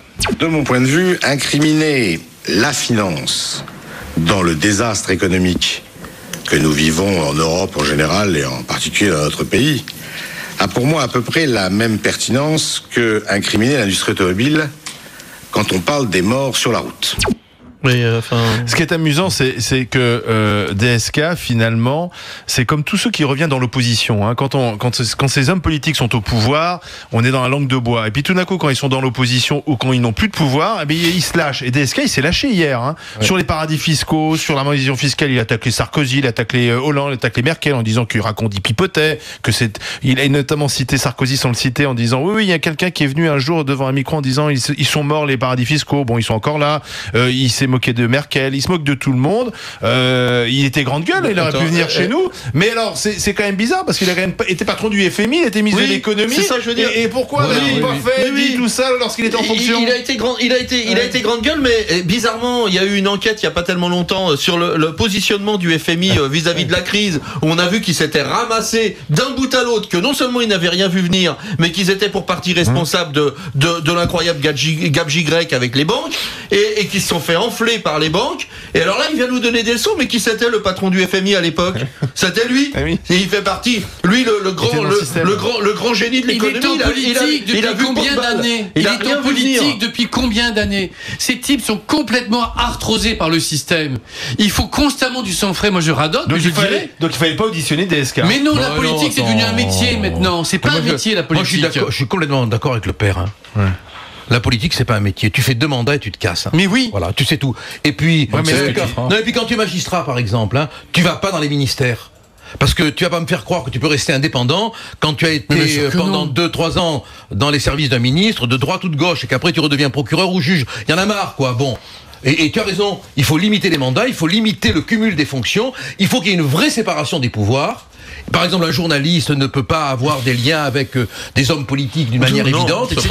C'est pas bien, ça. Non, mais attends, ni même se marier avec. Il faut arrêter de coucher avec les hommes politiques ou les femmes politiques. Moi, je trouve, ouais. Écoutez, est-ce que coucher, ça veut dire vraiment s'engager? J'en sais rien, mais je vois pas pourquoi il y a une réaction dès qu'on parle des journalistes. Je veux dire que non, il n'y a pas de réaction. Je dis, c'est tellement. On a constaté ces dernières années qu'il y avait une telle collusion. Il y avait une telle collusion entre les journalistes et les hommes politiques. Quand tu vois la plupart des procureurs généraux qui ont été pendant des années dans des ministères, ou même des juges d'instruction qui ont été pendant des années au ministère de la Justice. Est-ce que vous trouvez que c'est normal? Comment peut-on parler d'indépendance dans ces cas-là? Ils ont servi un pouvoir politique et après ils vont juger. Mais le système ne se remet pas en cause. Non, c'est pour les directeurs pour les directeurs de cabinet qui deviennent patrons de grandes entreprises. Mais tu as tout à fait raison. Mais bon, ça nous pose un problème en ce moment même. Mais tu as tout à fait raison. Je veux dire, bon, il faudrait mettre complètement à bas ce système, quoi. La réforme conseil généraux, conseil. C'est comme le président de la République. Régional de 7 ans, point barre. C'est révélateur. On peut discuter ça. Au cœur mais on peut discuter de tout, bien sûr. Là, on est en train de parler des affaires et du climat de défiance, de méfiance que cela crée. On va l'évoquer dans quelques minutes, justement, et vous allez réagir au 32-16. Pas un jour sans une affaire dans les gazettes. Est-ce que vous arrivez à prendre du recul par rapport à ces affaires? Est-ce que, franchement, elles vont avoir des conséquences politiques, oui ou non? 32-16 rmc.fr. On en parle dans 2 minutes. Mais regardons ce qu'il y a d'autre au pays d'Hollande. On a une rencontre importante. Tiens, aujourd'hui, du côté de Bruxelles. On va avoir droit aux retrouvailles entre François Hollande et José Manuel Barroso depuis l'intermède et l'épisode Montebourg. On peut prendre à Paris, ça va bien se passer. Grand sourire, oui, d'autant plus que Barroso vient d'annoncer que les chefs d'État et de gouvernement européens s'étaient mis d'accord, parce que c'est ça l'objet du sommet, sur le budget à long terme de l'Europe, un budget qui diminue, parce que c'est la crise. Donc, a priori, comme ça va bien, tout le monde va s'embrasser. Embrassez-vous, Fauteville. Ça Ça rejoint ce qu'on Ça a va dégoûter ça, Patrice? Non, mais pas du tout. Moi, ça me rend très très optimiste. C'est-à-dire qu'il y a des vraies réformes à faire. J'attends simplement les types assez courageux pour les faire. Je parlais rapidement tout à l'heure conseils généraux, conseils régionaux. Tout le monde est contre. Pourquoi? Parce qu'il y a tellement de postes à prendre avec de tellement bons salaires que, donc, à un moment donné, quelqu'un va se lever. Je suis très optimiste. Oui, mais l'intérêt supérieur commande. Tu peux avoir des mots avec quelqu'un, pas être d'accord, et puis lorsque tu te retrouves à Bruxelles autour de la table pour parler du chômage des jeunes, sortir de la crise, mais regarde, tu tes différences mais regarde, travail de concert. Il faut quand même être extrêmement prudent dans ce qu'on dit. Je rappelle quand même que le conflit Barroso-France, Barroso-Montebourg, c'est sur la question de l'exception culturelle. Il n'y a pas eu, mais si, c'est sur la question de l'exception. Et je trouve que on est là devant un véritable problème. C'est-à-dire d'un côté, on défend l'Europe, on défend etc. Et d'autre côté, quand ça touche à des choses qui sont tellement personnelles au pays et qu'on a besoin de défendre dans sa politique intérieure, on se bat bec et ongle pour garder ses particularismes. Et moi je me demande qui peut dire Montebourg a raison, Montebourg a tort, Barroso a raison, Barroso a tort sur une affaire comme ça. On est bien content finalement en tant que Français qu'on continue d'avoir cette exception culturelle parce que ça permet de produire. En même temps, c'est vrai que sur un plan général de vision géopolitique, c'est complètement absurde d'accorder à un pays en particulier un passe-droit sur la question culturelle. Voilà. Donc il y a là véritablement un débat et je pense qu'il faut pas. C'est pas parce qu'il y a eu ce conflit sur cette question-là qui est quand même tout à fait normal. Il y en avait eu d'autres et des plus importants sur les questions agricoles. C'est normal qu'il y ait eu un conflit. Sur la Saint-Louis aujourd'hui, je ne sais pas. T'as une sagesse incroyable. Non, mais croire que l'Europe. Tu comprends? Ce qui est intéressant, c'est de voir que l'Europe maintenant elle est ancienne et qu'on imaginait qu'il y aurait des États-Unis d'Europe comme il y a des États-Unis d'Amérique et que en réalité on voit que ça fonctionne pas. Parce qu'on fait pas. Mais non, mais c'est pas que ça. C'est parce que historiquement et culturellement quelque chose est tellement fort dans les identités nationales, quelles qu'elles soient, qu'on n'arrive pas à passer par-dessus. Excuse-moi, entre New York et le Maryland, oui, je suis d'accord. Mais oui, et donc pourtant t'as un pays qui vit ensemble. Oui, mais c'est une autre histoire. Non, mais rien ne t'empêche de garder les particularités, les exceptions. Si nous on a envie d'avoir un cinéma et que les autres n'en veulent pas, qu'on défende notre cinéma. C'est pas une bonne comparaison. Si on a envie d'avoir une agriculture et d'autres n'en veulent plus, très bien. Mais ça ne nous empêche pas on peut quand même travailler ensemble. C'est une autre Europe. C'est une autre Europe. Mais moi je ne suis pas contre, mais c'est pas l'Europe que nous avons aujourd'hui. Mais là pour l'instant on n'a rien comme Europe. Pour l'instant on a l'Europe des banques. On a l'Europe des banques. Et avec des banques qui s'en sortent en plus sur le plan financier merveilleusement bien. Mais moi je pense que la querelle de mots entre Montebourg et Barroso, elle en dit beaucoup plus que ce qui est apparu. En réalité, on n'est pas forcément dans la querelle UMP-PS où on s'engueule au Parlement pour voter l'un pour l'autre. Non, il y a quelque chose de plus grave à mon avis sur le plan structurel. Et on va arriver à un moment donné à un blocage des relations. Parce que tu as deux pouvoirs de puissances différentes qui s'affrontent. Tu as le pouvoir européen qui est une technostructure avec ses fonctionnaires installés et qui veulent perdurer, et tu as les nations qui n'ont plus de pouvoir. Et à un moment donné, inévitablement, plus d'argent pour payer non plus, inévitablement, tu vas avoir un heurt de ces pouvoirs. On ne se rend pas compte à quel point la technostructure européenne, à travers ses fonctionnaires, est puissante. On l'imagine pas. 11h25, dans un instant, je vous attends au 32-16 sur internet rmc.fr, sur le compte Twitter des Grandes Gueules, pour continuer de parler de ce climat là du moment, des affaires, on l'a dit, qui tous les jours sont à la une, et on a appris il y a quelques minutes que la garde à vue de Bernard Tapie était prolongée. Franchement, est-ce qu'elles ont eu une influence sur vous, ces affaires, oui ou non, ou est-ce que vous arrivez à vous en détacher, vous gardez votre libre arbitre, vous dites pas c'est tous pourri, la classe politique? Et à qui est-ce que ça peut profiter, ce climat? 32-16, rmc.fr, allez, on réagit, on se retrouve dans les Grandes Gueules. RMC, 10h-13h, les Grandes Gueules. Les GG, les Grandes Gueules en direct sur RMC. Gilbert Collard, le père Patrice Gourier, Étienne Yébic, vous êtes avec nous, bien sûr, 32-16, rmc.fr, et puis le compte Twitter des Grandes Gueules pour réagir. On est dans un drôle de climat, les affaires ressortent. Oh, on va quand même pas prononcer le mot mafia, faut pas exagérer. Mesdames, messieurs, des affaires ont émaillé la vie publique. Trop d'affaires. L'exemplarité de la République, c'est la condition de son autorité. On va pas revenir, on les a toutes énoncées depuis plusieurs jours maintenant, il y a encore quelques minutes. Du coup, cela crée un climat de défiance, mais est-ce que vous, toutes et tous, arrivez à vous en éloigner de ce climat ? Je vois pas comment on peut s'en éloigner, parce que nous-mêmes, journalistes et nous-mêmes médias, on parle de ça parce que ça fait, c'est l'actualité. Et donc on a l'impression qu'on passe d'une affaire à une autre, ce sont de longs feuilletons, parce que la justice est beaucoup plus lente que le temps médiatico-politique. Et donc c'est vrai qu'on passe de l'affaire Bettencourt à l'affaire Karachi, en passant ensuite par l'affaire Cahuzac, l'affaire Tapie, l'affaire DSK, et on revient à l'affaire Karachi, et c'est une espèce de cercle comme ça, et on n'en sort pas, et on a l'impression qu'aujourd'hui, on a une classe politique qui est beaucoup plus corrompue que celle d'avant, alors que si on fait un peu d'histoire, on s'aperçoit que finalement, de tout temps, et dans tout système, il y a eu des affaires. Alors peut-être qu'on peut positiver, dire que c'est une bonne chose, parce que ça veut dire que la justice maintenant travaille, et que des affaires qui ne sortaient pas, sortent aujourd'hui. Vous pouvez pas dire que, vous pouvez pas dire que ça a toujours été tout à fait la même chose et dire en même temps que la politique est devenue un métier. Sans être un grand spécialiste de l'histoire politique, il me semble quand même que l'engagement moral des hommes politiques, il y avait évidemment des magouilleurs, ça a toujours existé. La Troisième République est morte des affaires. Oui, bien sûr. Mais il y a eu, disons, entre 1900, moi je parle entre 1900, après la guerre, quoi, jusque dans les années 60-70, admettons, il y a eu quand même une période où on avait l'impression qu'il y avait une espèce d'engagement personnel. Alors je me trompe peut-être, mais je vais rappeler quand même l'affairisme sous De Gaulle, les histoires de l'immobilier. Alors c'est vrai que la justice a plus de mal à faire son boulot à l'époque. Peut-être l'affaire de Breuil, quand même, la garantie foncière. Non, on a l'impression qu'au niveau du fric, on a l'impression qu'au niveau du fric quand même et comme de l'évasion fiscale, etc. Il y a quand même, enfin si tu veux, ce qui nous apparaissait pas. Alors peut-être nous apparaissait pas, mais il me semble l'autoprotection des sénateurs et des députés donne une très mauvaise impression. Le fait qu'ils fassent rien pour remettre en cause, par un peu de cinéma pour remettre en cause. Est-ce que tu crois qu'on est dans un climat pourri, oui ou non ? Mais je crois que simplement. Alors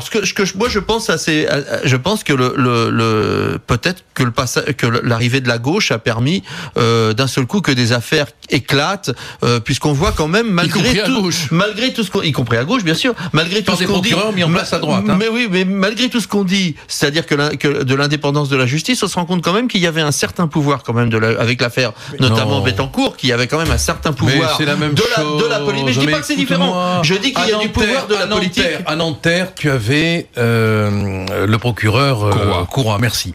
Bon, maintenant, je fais pas de comparaison. Tu as le procureur Gély, qui est un ami de régiment du président de la République. Il faut arrêter de nous prendre pour des blaireaux, quoi. Bon, chaque pouvoir met en place ses gens. Et c'est ça qu'il faut briser. L'affaire Cahuzac est sortie sous la gauche, quand même. Oui, mais avec un procureur de droite. Gérer l'affaire. Est-ce que tu as l'impression qu'on est dans un climat pire qu'avant ou pas ?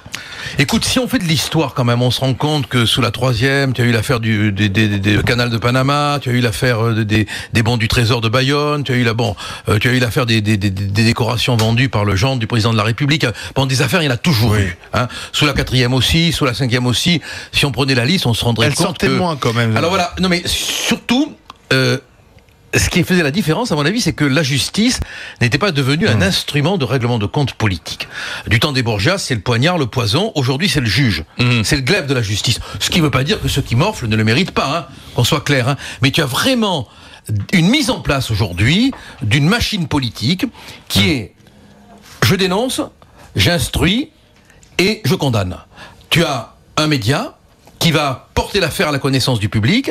Tu as un procureur qui va s'en saisir, et tu as le processus judiciaire qui va détruire avant même qu'on ait la décision. Parce que qu'on se reporte quand même à certaines affaires, Roland Dumas, relaxé, Pasqua, condamné dans certaines affaires, mais relaxé dans d'autres. Bon, tu as l'effet d'annonce qui est dévastateur, quoi, sur le plan politique. Bon, Cahuzac qui sera condamné puisqu'il a avoué, mais imagine qu'il ait continué à nier, on serait dans le doute.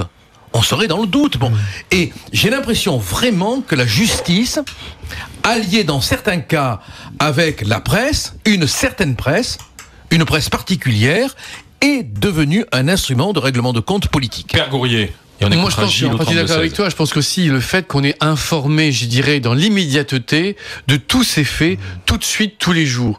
Moi, je vois en tant que psychologue, je vois mes patients, ils croulent sous les mauvaises nouvelles. On a bien vu les faits échos. Un soldat se fait assassiner à Londres, il y a une tentative d'assassinat 3 jours plus tard en France. On aurait été sans les médias, on n'aurait pas su ce qui se passait à Londres, il n'y aurait pas eu les phénomènes d'écho en France.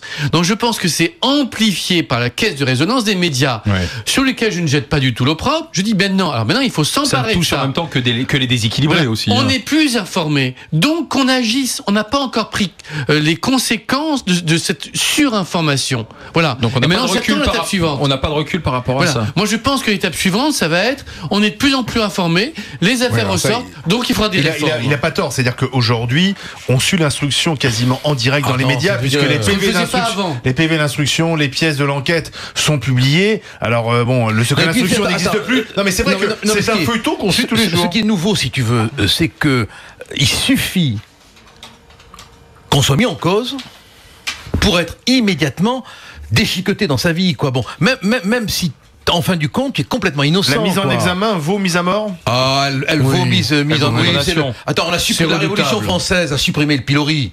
C'était la pire des peines. Le type enfermé et en place publique, qu'on regardait, dont on rigolait, dont on parlait. Mais c'est le pilori aujourd'hui. Moi, hier, franchement, j'ai pas de sympathie pour Cahuzac. Mais j'ai eu un moment de tristesse, mais profonde, quand je l'ai vu comme ça, photographié par 80 photographes, quoi. Je me suis dit, mais cet homme, il est vendu aux enchères, quoi qu'il ait fait, tu vois. Et ça, j'ai du mal.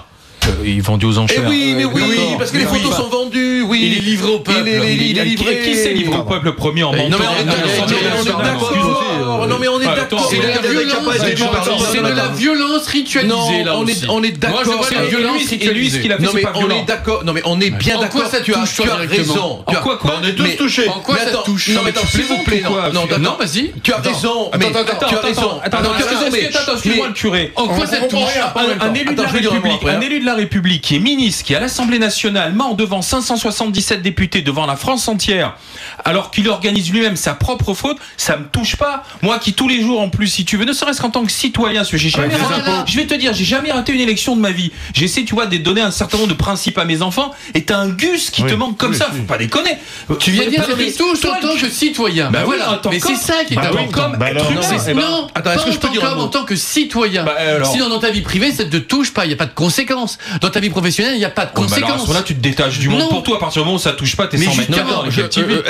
Qu'est-ce qui est flatté, par contre, dans le fait que tu le vois je suis pas d'accord, Patrice, en accusation? je suis pas d'accord avec toi, parce que indirectement, une évasion fiscale, ça touche tous les citoyens qui payent des impôts. Je veux dire, ceux qui ne payent pas d'impôts, finalement, on paye pour lui. Ça met en colère, et donc ça met en colère. Parce que quand tu vois les impôts que tu payes, qui ne cessent d'augmenter, et que par ailleurs, t'as un type qui est quand même censé te représenter, ministre du budget, qui est censé collecter tes impôts, et lui-même planque tes impôts, je suis désolé, tu peux être en colère quand même. Qu'on n'emploie pas beaucoup, c'est le mot citoyen. Non mais tu es à côté du problème là. Tu es à côté du problème parce que ce sont deux choses différentes. Moi je le comprends tout à fait quand il nous dit que le comportement de Cahuzac est insupportable. Il nous a tous pris pour des cons.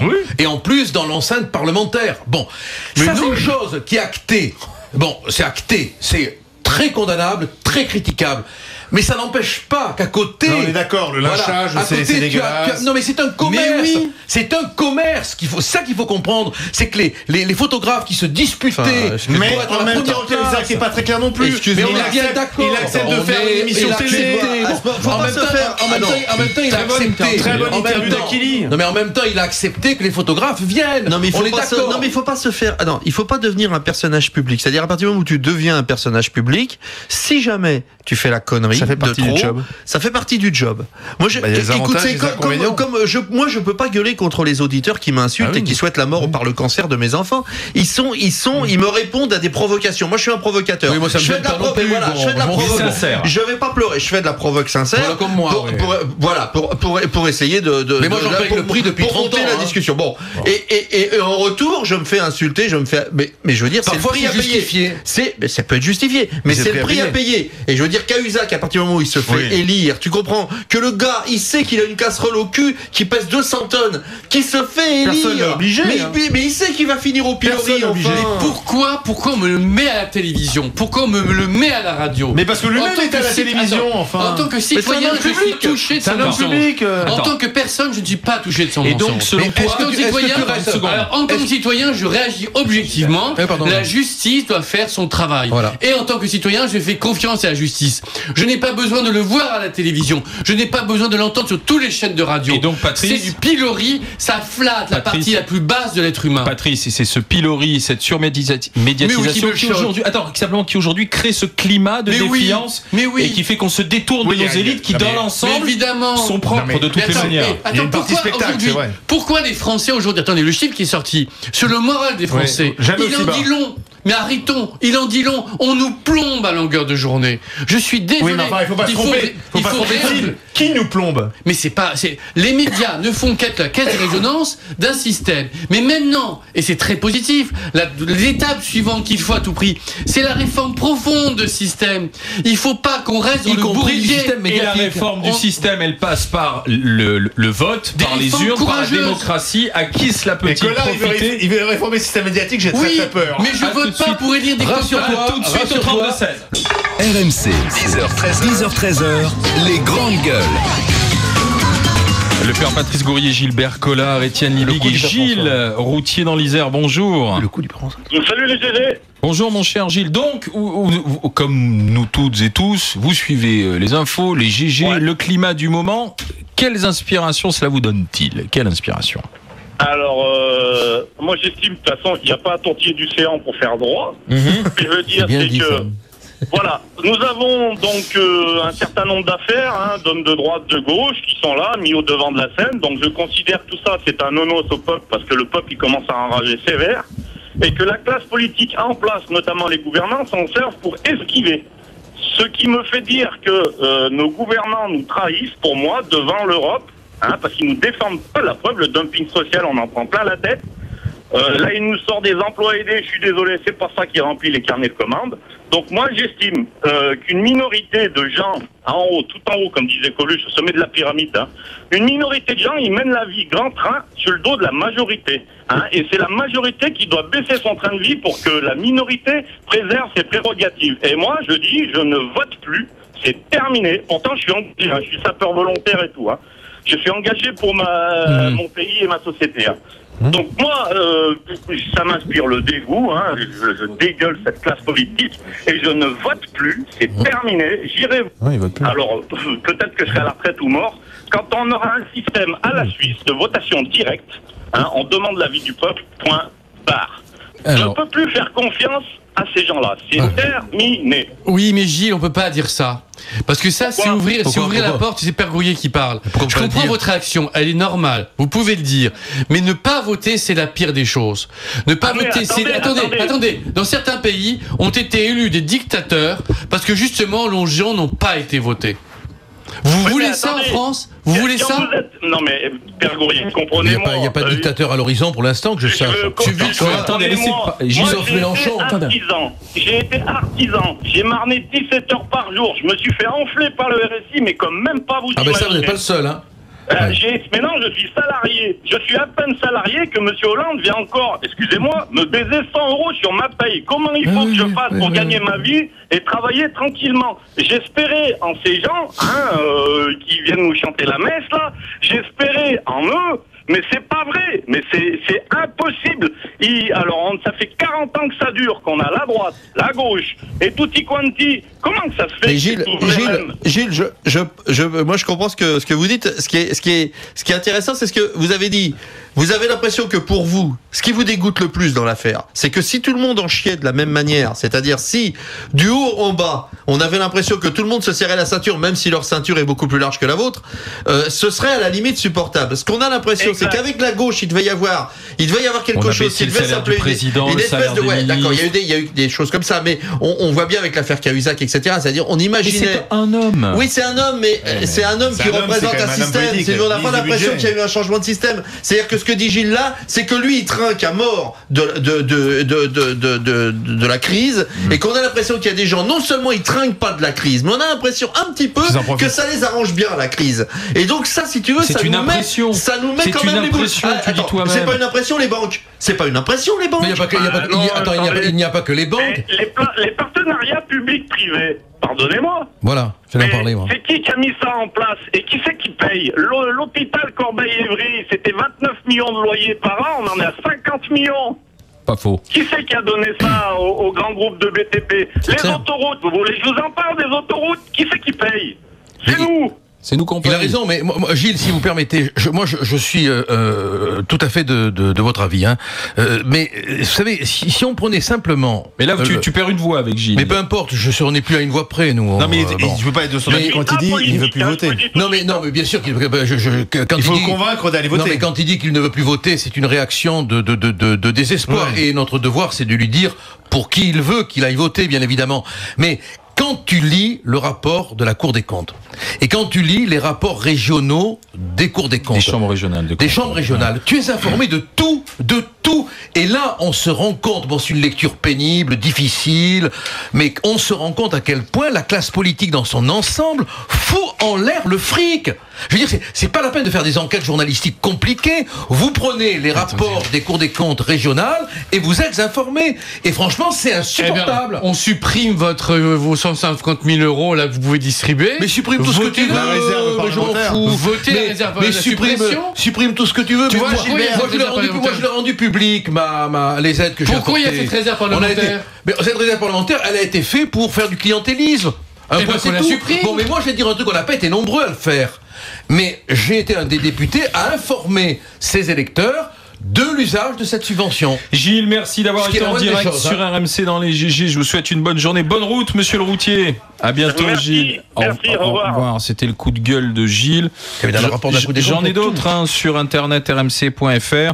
J'ai celui de Philippe qui dit quand je vous écoute, ce n'est plus tous pourris, c'est pire. Me dit-il, une gigantesque escroquerie en bande organisée, donc criminelle, mais ne vous inquiétez pas, une fois de plus, ils passeront à travers les mailles du filet, me dit-on. Il faut une révolution. Vincent qui dit mon sentiment face au scandale, envie de ne plus être réglo, continuer à être droit, irréprochable au vu de l'exemple que l'on donne depuis de nombreuses années, quel que soit le gouvernement. Ces affaires lamentables ne vont engendrer qu'une recrudescence, celle de faire du black. Et puis Florence qui dit il y a des affaires partout, dans tous les États, la présomption d'innocence existe. Il y a des brebis galeuses dans toutes les professions, même au clergé. Les médias en font un peu trop. Ça rejoint ce que disait le père Gourrier. Comme ça, on évite aussi de parler de vrais sujets comme baisser les dépenses publiques. Ça, je crois que vous pouvez pas le dire, vous pouvez pas nous le reprocher non plus. Midi moins 10 dans le match des grandes gueules. Retrouvez tout RMC sur rmc.fr.